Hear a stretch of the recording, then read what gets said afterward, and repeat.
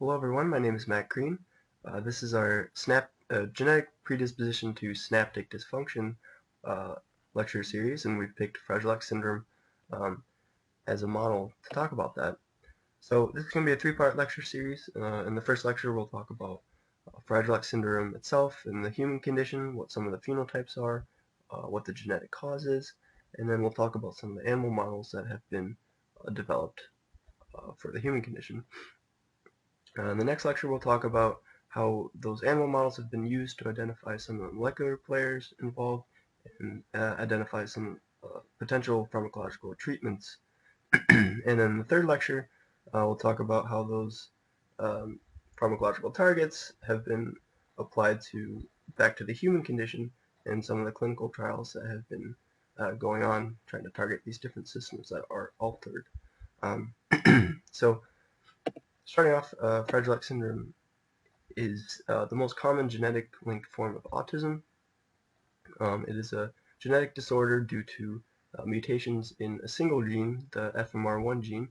We'll talk about more in the next lecture what the gene actually does, but it is located on the X chromosome, and because of that, this condition is more commonly observed. The full effect occurs more frequently in males, so 1 in 4,000 males, whereas 1 in about 8,000 females um, show Fragile X syndrome.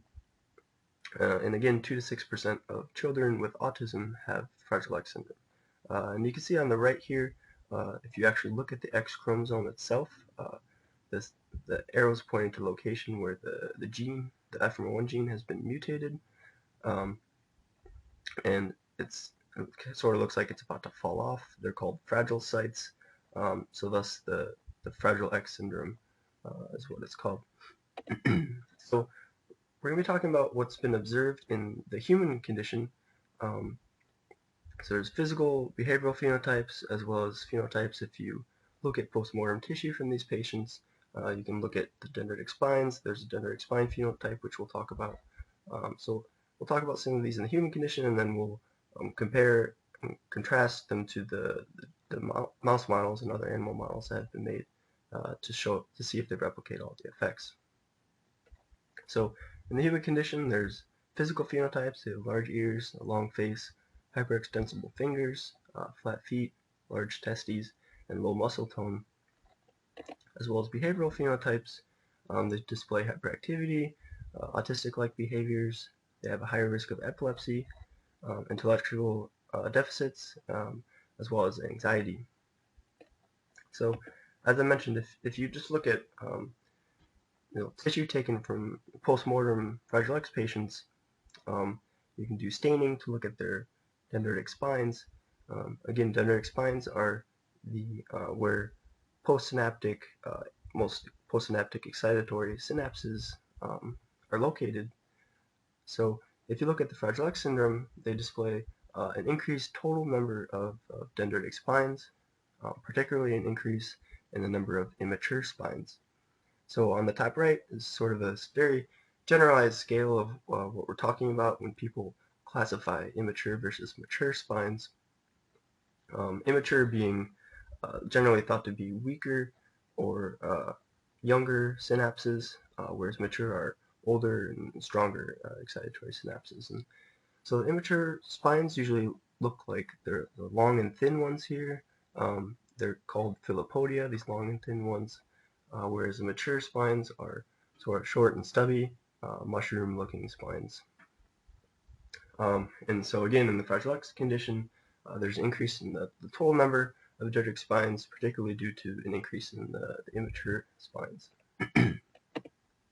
So the mutation of the gene itself is due to this increase in the CGG repeats. So the nucleotides CGG, cytosine, guanine, guanine, in this one part of the gene, in the normal gene, there's generally about 7 to 52 of these CGG repeats.